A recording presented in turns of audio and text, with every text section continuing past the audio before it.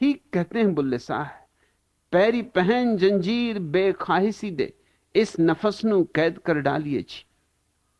नफस का अर्थ होता है क्षण, क्षण भंगुरता। ये जो समय की धारा है जिसमें हम जी रहे हैं, जन्मे हैं, जिसमें से हम गुजर रहे हैं, ये तो क्षण क्षण परिवर्तनशील है। ये जो क्षण क्षण बदल रहा है, इसमें ही उलझे मत रह जाना, क्योंकि इसके पार एक शाश्वत का लोक, एस धम्मो सनातनो। इस क्षण से तो पार उठ जाना है, इस समय से तो पार उठ जाना है, क्योंकि इस क्षण में जो जिएगा वो ठीक से जी ही ना पाएगा। क्षण में क्या जीना, मौत तो हमेशा द्वार पर दस्तक दे रही है। कब आ जाएगी कौन जाने, अभी आ जाए, आए ही खड़ी हो। एक क्षण के बाद का भी तो भरोसा नहीं।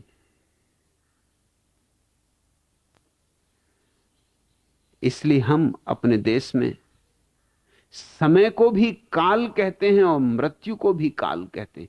हमारी भाषा दुनिया में अकेली भाषा है जिसने मृत्यु को और समय को एक ही नाम दिया है, काल।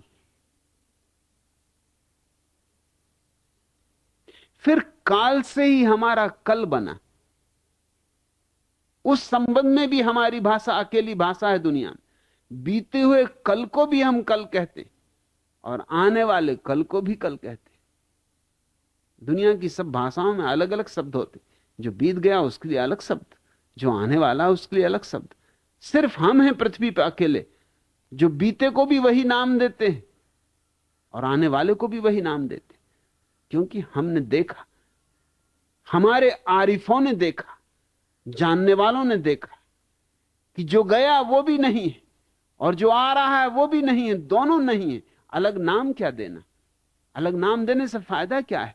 अतीत ना हो चुका, भविष्य अभी हुआ नहीं, दोनों नकार हैं, दोनों का अनस्तित्व है, दोनों में एक ही समानता है कि दोनों नहीं, जो है वो तो अभी का क्षण।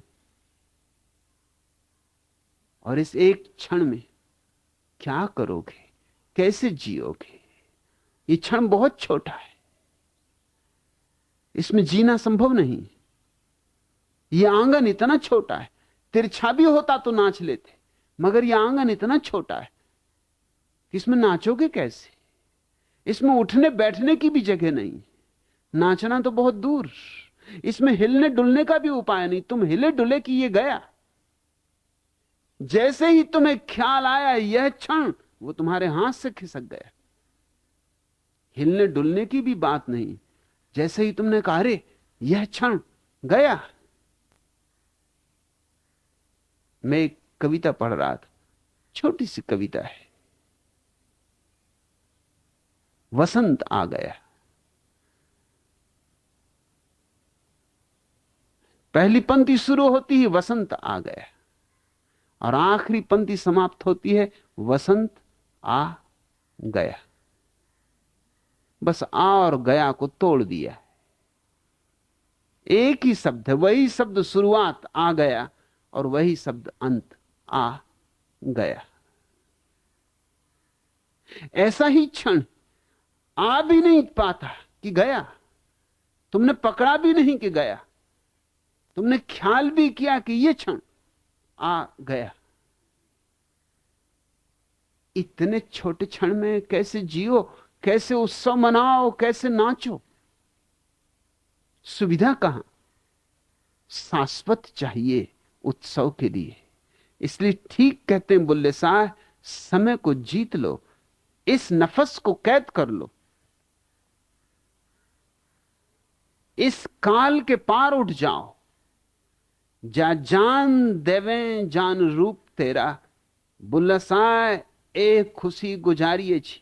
अगर अपनी जान जाने दो तो अपना रूप जानो, और एक ही शर्त है, स्वयं को जानना हो तो स्वयं को खोना पड़ेगा। बूंद अगर जानना चाहती है कि मैं कौन हूं तो उसे सागर में डुबकी मारनी होगी। मगर सागर में डुबकी मारते ही खो जाएगी, सागर में प्रवेश करते ही खो जाएगी, मगर खोकर ही पाएगी कि मैं सागर हूं।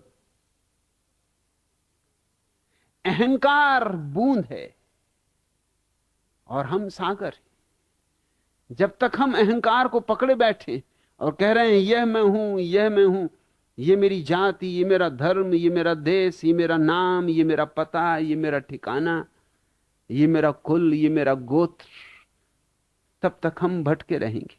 तब तक हमें अपना कोई भी पता नहीं, क्योंकि ना हमारी कोई जाति है, ना हमारा कोई कुल, ना हमारा कोई गोत्र। हम जन्मे ही नहीं तो जाति कैसे होगी? हम जन्मे ही नहीं तो क्या हमारा कुल होगा, क्या हमारा गोत्र होगा? कैसे हम ब्राह्मण हो सकते हैं, कैसे हम शूद्र हो सकते हैं, कैसे हम वैश्य हो सकते हैं, कैसे हम क्षत्रिय हो सकते हैं, और कैसे हम हिंदू, कैसे हम मुसलमान, कैसे हम ईसाई हो सकते? हम तो शुद्ध चैतन्य हैं, मगर ये अहंकार की सीमाएं हमारे उस विराट चैतन्य को अनुभव नहीं होने देती। हमारी आंखों पर पर्दे पड़े,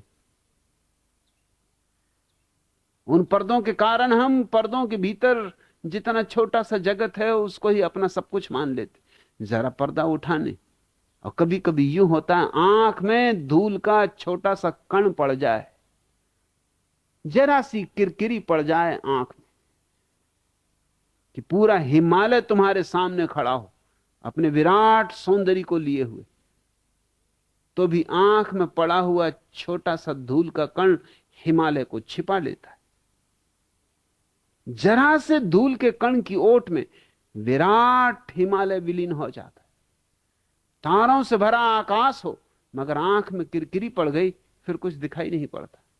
बस इतनी सी छोटी सी किरकिरी है हमारी, उसी से हमारा सारा जीवन किरकिरा हो गया है। अहंकार धूल का एक छोटा सा कण है जो हमारी आंख पर बैठ गया, उसे पोंछ डालो। उसको पोंछने के लिए बुल्ला शाह कहते हैं, जा जान देवें जान रूप तेरा। जो अपनी जान देने को तैयार है, अपने अहंकार का भाव देने को तैयार है, जो मिटने को तैयार है, जो शून्य होने को तैयार हैं, वे ही जान पाएंगे स्वयं के रूप को।